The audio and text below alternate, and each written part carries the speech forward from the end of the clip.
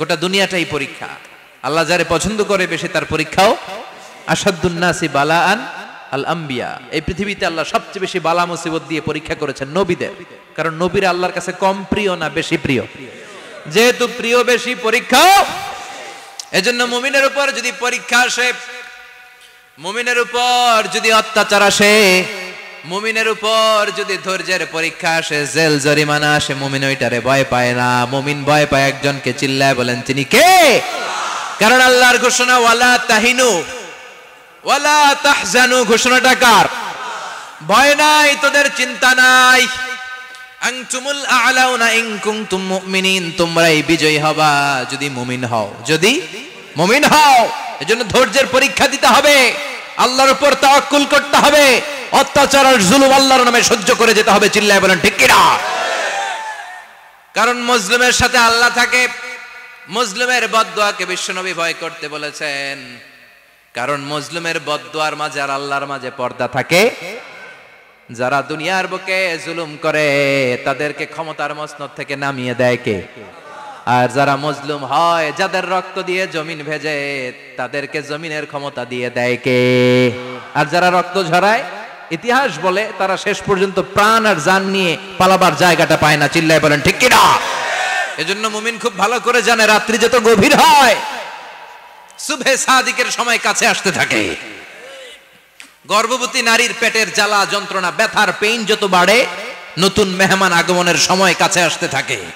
তেমনি ইসলামের পক্ষের শক্তির উপর যদি অত্যাচার, অনাচার, স্টিম রোলার বেড়ে যায়, এটা প্রমাণ করে ইসলামের বিজয়ের সময় কাছে আসতে শুরু করেছে। চিল্লায় বলো ঠিক কি না? এজন্য রাব্বুল আলামিন ডেকে বলেন, গোলাম লিয়াবলুয়াকুম আইয়ুকুম আহসানু আমালা, কে ভালো আমল করো, কে খারাপ আমল করো, এজন্য আমি জীবন মরণ তৈরি করেছি। চিল্লায় কোন ঠিক কি না?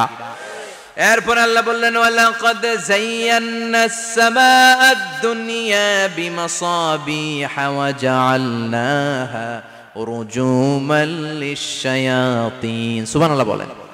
ওয়ালাকাদ যায়্যানাস সামাআদ দুনিয়া। মাইকম্যান কোথায়? সাউন্ডটা বাড়াও। এত দুর্বল কেন তোমার সাউন্ড? মনে হচ্ছে আমি মাইক ছাড়া কথা বলছি। সাউন্ডটাকে স্ট্রং করো। ওয়ালাকাদ যায়্যানাস সামাআদ দুনিয়া, I have beautified the closer sky with candles, with light and stars. আল্লাহ বললেন, আমি দুনিয়ার আকাশকে তারা দিয়ে সুশোভিত করেছি। আকাশে তারা আছে না নাই? এগুলো এমনি এমনি হয়েছে না? তৈরি করছে কে? বিশ্বাস হয়? কোনো সন্দেহ আছে? এখন তো লাইটিং ফাইটিং এর যুগে তারার যে কি সৌন্দর্য আমরা বুঝি না।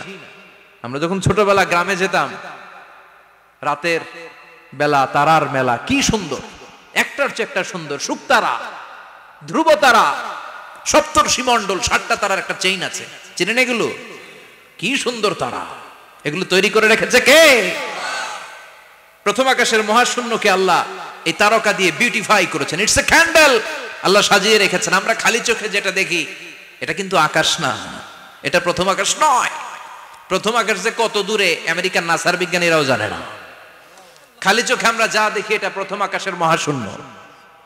এর অনেক অনেক অনেক উপরে প্রথম আকাশ, এরপরে দ্বিতীয় আকাশের মহাশূন্যের স্তর শুরু, এরপরে দ্বিতীয় আকাশ, তারপরে তৃতীয় আকাশের মহাশূন্যের স্তর শুরু, তারপরে তৃতীয় আকাশ।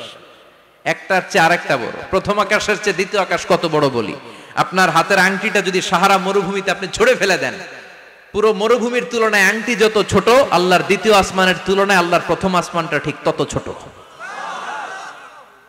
একটার চেয়ে একটা বড়, একটার চেয়ে একটা বড়। সূর্য দেখে আমরা অবাক হয়ে যাই, 9,30,00,000 মাইল দূরে। এই পৃথিবীর চেয়ে 13 লক্ষ গুণ বড়। এটার সানশাইন, আলো আসতে পৃথিবীতে 8 মিনিট 18 সেকেন্ড লেগে যায়।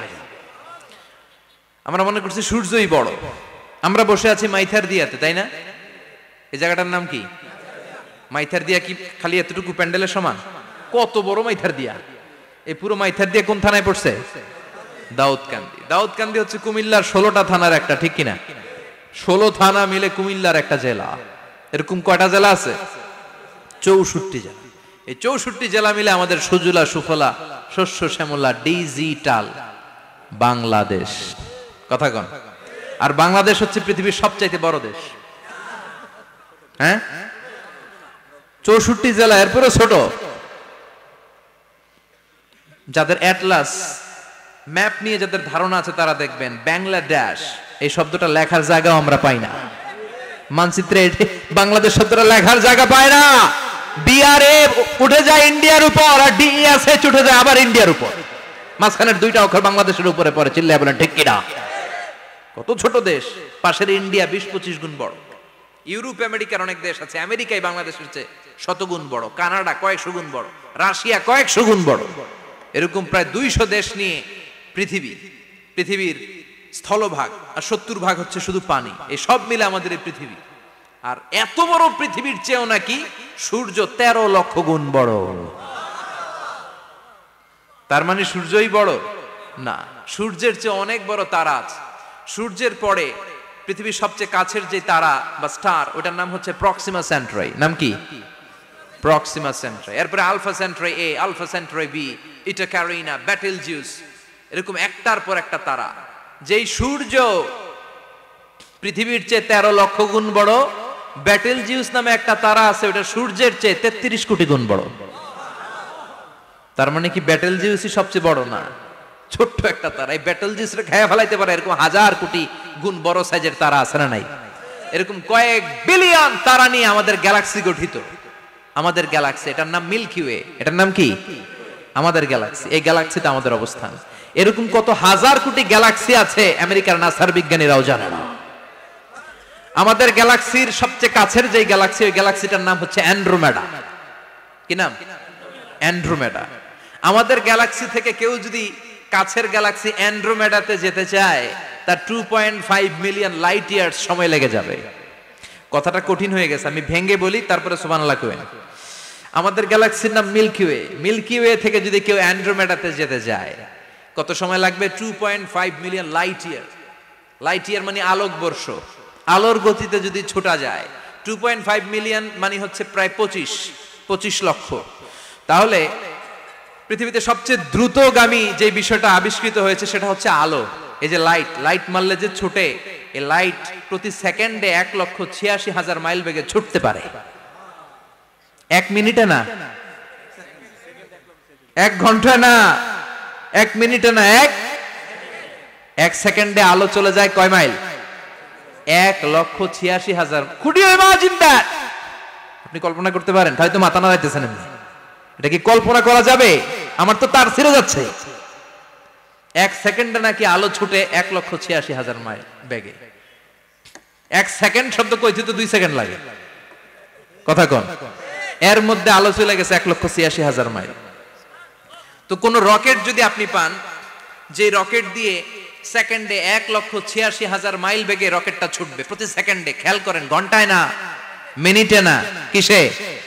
সেকেন্ডে। যে রকেটটা সেকেন্ডে 1,86,000 মাইল বেগে ছুটবে, ওই রকেটটা দিয়ে আমাদের গ্যালাক্সি থেকে আমাদের পাশের গ্যালাক্সি অ্যান্ড্রোমেডাতে পৌঁছতে আপনার 25 লক্ষ বছর লেগে যাবে। সুবহানাল্লাহ বাড়িতে গিয়ে বললেন। এরকম বিশাল বিশাল তারা দিয়ে আমাদের আকাশটারে বিউটিফাই করেছে কে? এজন্য আল্লাহ বললেন, ওয়ালাকাদ যায়্যানাস সামাআদ দুনিয়া বিমাসাবিহা ওয়া জাআলনাহা রুজুমান লিশ-শায়াতিন। আমি এই দুনিয়ার আকাশটারে সুন্দর সুন্দর তারকারাজি লাইটের মতো সেটিং করে সুশোভিত করেছি। আবার এই তারকা দিয়ে আমি শয়তানদেরকে প্রহারও করেছি। সুবহানাল্লাহ। শয়তানদেরকে আল্লাহ তারা মেরে আঘাত করে। সুবহানাল্লাহ বলেন। এরপরে এই সূরার প্রথম রুকুর শেষে আল্লাহ বললেন, وَأَسِرُّوا قَوْلَكُمْ أَوْ اجْهَرُوا بِهِ إِنَّهُ عَلِيمٌ بِذَاتِ الصُّدُورِ أَلَا يَعْلَمُ مَنْ خَلَقَ وَهُوَ اللَّطِيفُ الْخَبِيرُ। আল্লাহ বললেন, وَأَسِرُّوا قَوْلَكُمْ, তোমরা যদি গোপনে কথা বলো, أَوْ اجْهَرُوا بِهِ, কিংবা স্পষ্ট করে বলো, সব শুনে কে? আপনি যেমনি বলেন শুনবে কে? বলেনই নাই, শুধু মনে মনে ভাবছেন, শুনবে কে? সুবহানাল্লাহ কইবেন না? সাত আকাশের উপরে, আরশের উপরে তার অবস্থান, সাত জমিনের নিচে কোন গোপনতম প্রকোষ্ঠে, কোন ছোট্ট বাক্সের ভেতরে যদি কোনো পিপিলিকা নীরবে হেঁটে যায়, আল্লাহ বলে আমি ওই পিঁপড়ার হেঁটে চলার পায়ের আওয়াজটাও শুনতে পাই। এজন্য কেউ যেটা শোনে না, শুনে কে? এরপর আল্লাহ বললেন, হুয়াল্লাযী জাআলা লাকুমুল আরদা যালুলান ফামশু ফি মানাকিবিহা ওয়া কুলু মির রিজকি ওয়া ইলাইহিন নুশুর। সুবহানাল্লাহ বলেন। আল্লাহ ডেকে বললেন, গোলাম তোমাদের জন্য জমিনটারে আমি বিছানা বানিয়েছি। আল্লাযী জাআলা লাকুমুল আরদা ফিরাশা, জমিনটারে বিছানা বানিয়েছে কে? এই বিছানার মতো সমতল জমিন দিয়ে তোমরা হেঁটে বেড়াও, চলে বেড়াও, হেলে দুলে পড়ার সুযোগ নাই, ঠিক কিনা? এই যে মাইথার দিয়ার আজকের যে ময়দান, এটা যদি বিছানার মতো সমান না হইতো বসতে পারতেন? কথা কন। এই ময়দানের প্যান্ডেলের এদিক দিয়ে উঁচা, এদিক দিয়ে গর্ত, এদিক দিয়ে নিচা, এদিক দিয়ে খাড়া, কেমন হইতো? কথা কন। কেউ আমারে দেখতো, কেউ দেখতো না, কেউ দাঁড়াইয়া, কেউ বৈশা, আছে না নাই? কিন্তু জমিনটারে সমতল বানালো কে? আপনি যদি বিমান থেকে যদি আপনি দেখেন, বিমানের গ্লাস দিয়ে, জানলা দিয়ে যদি আপনি নিচের দিকে তাকান, আপনি দেখবেন মনে হবে পুরো জমিনটাকে আল্লাহ সবুজ কার্পেট দিয়ে কার্পেটিং করে রেখেছে। এই সৌন্দর্য দিয়েছে কে? আবার রব্বুল আলামিন বলেন, জমিনটারে সমান দেখে, কার্পেটিং দেখে মনে করো না তোমরা বেঁচে গিয়েছো। আমার দেয়া বিধান আমার জমিনে যদি কায়েম করতে না পারো, এই কার্পেটিং করা জমিনের ভেতরে আযাব আছে না নাই? এই পুরো জমিনের ভেতরে আছে আগুন আর আগুন। আগ্নেয়গিরির অগ্নুৎপাত জ্বালামুখে বিস্ফোরণ করে দিয়ে গোটা বিশ্বটারে মুহূর্তে মেসাকার করে দিতে পারে কে? এজন্য আল্লাহ ডেকে বললেন, গোলাম আমিনতুম মান ফিস সামাই আন ইয়াখসিফা বিকুমুল আরদা ফাইযা হিয়া তামুর, তোমরা কি ভেবেছো নাকি বেঁচে যাবা? আমি চাইলেই পুরো জমিনটারে কাঁপিয়ে দিতে পারি। আন ইয়াখসিফা বিকুমুল আরদ, খাসাফ মানে ল্যান্ডস্লাইড। খাসাফ মানে কি? ল্যান্ডস্লাইড, ভূমিধস, ভূকম্পন, আর্থকোয়েক, আছে না নাই? বাংলাদেশে তো ভূমিকম্প হয় না, না? টের পাইছেন? মাঝে মাঝে মাঝরাতে হয় না? 3টার দিকে নিজেই দৌড় দিব না বাচ্চারা লইয়া দৌড় দিব, লুঙ্গি পইরা দৌড় দিব না লুঙ্গি ছাড়া দৌড়াম, কথা কম। এই ভূমিকম্প আছে না নাই? আল্লাহ বলে, মনে করো না জমিনটা সমতল, কার্পেটিং করে দিয়েছি, এই কার্পেটিং এর ভিতরেও আগুনের দলা আছে না নাই?